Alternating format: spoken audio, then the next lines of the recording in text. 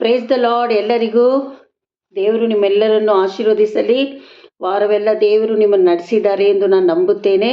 ಬನ್ನಿರಿ, ಈ ದಿನದ ವಾಕ್ಯಕ್ಕಾಗಿ ಹೋಗೋಣ. ಈ ದಿನ ತೆಗೆದುಕೊಂಡಿರುವಂಥ ಧ್ಯಾನಕ್ಕಾಗಿ ತೆಗೆದುಕೊಂಡಿರುವಂಥ ವಾಕ್ಯ ಐಶಾಯ 62. ಎಲ್ಲರೂ ಸತ್ಯವೇದ ವಾಕ್ಯಗಳನ್ನು ತೆಗೆದು ನೀವು ಭಯಭಕ್ತಿಯಿಂದ ಕರ್ತನ ಕರದಲ್ಲಿ ನಿಮ್ಮನ್ನು ಒಪ್ಪಿಸಿಟ್ಟು ಈ ವಾಕ್ಯ ಕೇಳುವರಾದರೆ ಸತ್ಯವಾಗಲು ನಿಮಗೆ ಬಿಡುಗಡೆಗಳು, ಅದ್ಭುತಗಳು ಸಹಾಯ ಪರದಿಂದ ಬಂದೇ ಬರುತ್ತೆ. ಹಲ್ಲೆಲೂಯ. ನಂಬುವವರು ಕರಗಳನ್ನೆತ್ತಿ ಜಯಘೋಷ ಮಾಡಿ.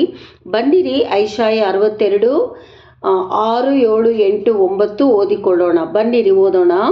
ಯೆರೂಸಲೇಮೇ, ನಾನು ನಿನ್ನ ಪೌಳಿಗೋಡೆಗಳಲ್ಲಿ ಕಾವಲುಗಾರರನ್ನು ನೇಮಿಸಿದ್ದೇನೆ.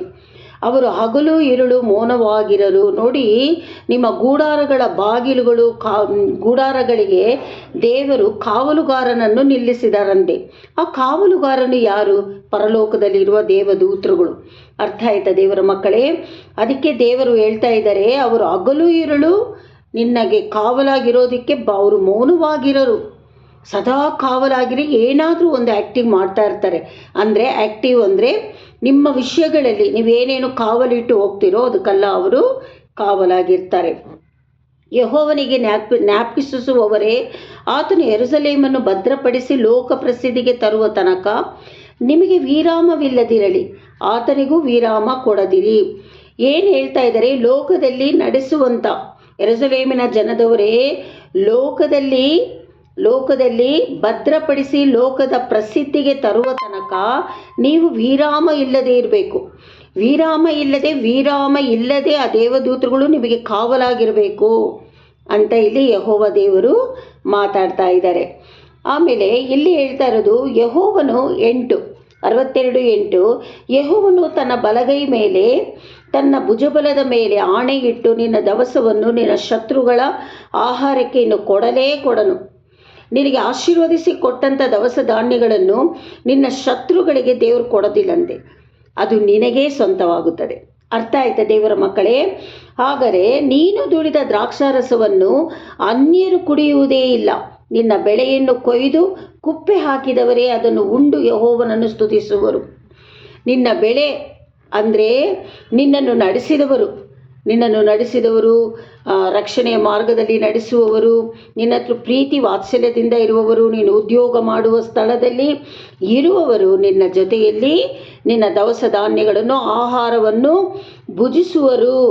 ಅದನ್ನು ಅವರು ಉಂಡು ಯೆಹೋವನನ್ನು ಸ್ತುತಿಸಿ ಕೊಂಡಾಡುವವರು ಅಂತ ಇಲ್ಲಿ ದೇವರು ಮಾತಾಡ್ತಾ ಇದ್ದಾರೆ.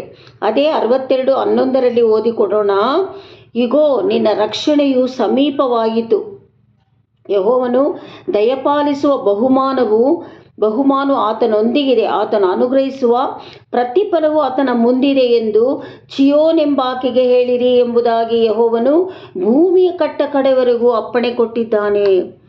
ನೋಡಿ, ದೇವರು ಇಲ್ಲಿ ಮಾತಾಡ್ತಾ ಇರೋದು 11ರಲ್ಲಿ ನಿನಗೆ ರಕ್ಷಣೆ ಉಂಟಾಯಿತು, ನಿನ್ನ ಮನೆಗೆ ನಿನಗೆ ರಕ್ಷಣೆ ಉಂಟಾಯಿತು, ನಿನ್ನ ಕುಟುಂಬದವರಿಗೆ ರಕ್ಷಣೆ ಉಂಟಾಯಿತು. ಯೆಹೋವನು ದಯಪಾಲಿಸಿ ಕೊಡುವಂಥ ಬಹುಮಾನವು ಆತನೊಂದಿಗೆ ಇದೆ. ಅದು ಆತನೊಂದಿಗೆ ಇದೆ ಅಂದರೆ ನಮ್ಮೊಂದಿಗಿದೆ ಅಂತ, ನಮ್ಮೆಲ್ಲರೊಂದಿಗೆ ಇದೆ. ಆತನು ಅನುಗ್ರಹಿಸುವ ಪ್ರತಿಫಲವು ಆತನ ಮುಂದಿದೆ. ನಮ್ಮ ಮೇಲೆ ಅನುಗ್ರಹಿಸುವ ಫಲ ನಮ್ಮ ಮುಂದೆನೇ ಇದೆ ಅಂತ ದೇವರಿಲ್ಲಿ ಮಾತಾಡ್ತಾ ಇದ್ದಾರೆ. ಆತನು ಅನುಗ್ರಹಿಸುವ ಪ್ರತಿಫಲವು ಆತನ ಮುಂದಿದೆ ಎಂದು ಚಿಯೋನಿನೆಂಬಾಕೆಗೆ ಹೇಳಿರಿ ಎಂಬುದಾಗಿ ಯೆಹೋವನು ಭೂಮಿಯ ಕಡೆಯವರೆಗೂ ಅಪ್ಪಣೆ ಮಾಡಿದ್ದಾನೆ ಅಂತ, ಈ ರೀತಿ ವಾಗ್ದಾನವನ್ನು ನಿಮಗೆ ಅಪ್ಪಣೆ ಮಾಡಿದ್ದಾರೆ ಅಂತ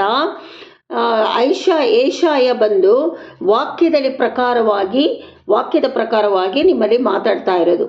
ಅರ್ಥ ಆಯ್ತಾ ದೇವರ ಮಕ್ಕಳೇ? ಈ ವಾಕ್ಯವನ್ನು ನೀವು ದಿನ ಕರೆ ಇಟ್ಟು, ದೇವರೇ ನನ್ನ ಕುಟುಂಬಕ್ಕೆ ಕಾವಲು ಕೊಡು, ನನ್ನ ಮಕ್ಕಳಿಗೆ ಕಾವಲು ಕೊಡು, ನನ್ನ ಗಂಡನಿಗೆ ಕಾವಲು ಕೊಡು, ನನ್ನ ಮನೆ ದವಸ ಧಾನ್ಯಗಳಿಗೆ, ನನ್ನ ಆಫೀಸಿಗೆ, ನಾನು ಉದ್ಯೋಗ ಮಾಡುವ ಸ್ಥಳಕ್ಕೆ, ಕಾಲೇಜ್ಗೆ ಹೋಗುವ ಮಕ್ಕಳಿಗೆ ಎಲ್ಲ ನೀವು ಏನೇನು ಬೇಡಿಕೊಳ್ಳುತ್ತೀರೋ ಕಾವಲು ಕೊಡು ದೇವರೇ. ವಾಕ್ಯದಲ್ಲಿ ನೀನು ಮಾತನಾಡಿದೆಯಲ್ಲ, ಐಶಾಯ 62 6, 7, 8, 11 ಮಾತನಾಡಿದೆಯಲ್ಲ ದೇವರೇ, ನನ್ನ ದವಸ ಧಾನ್ಯ ಯಾರು ತಗೊಳ್ಳೋದಿಲ್ಲ, ನಾವೇ ತಿಂದು ತೃಪ್ತರಾಗ್ತೀವಿ ಅಂತ ವಾಗ್ದಾನ ಕೊಟ್ಟಿದೆಯಲ್ಲಪ್ಪ, ನಮ್ಮನ್ನು ನಡೆಸು ಅಂತ ನೀವು ಪ್ರಾರ್ಥನೆ ಮಾಡಬೇಕು.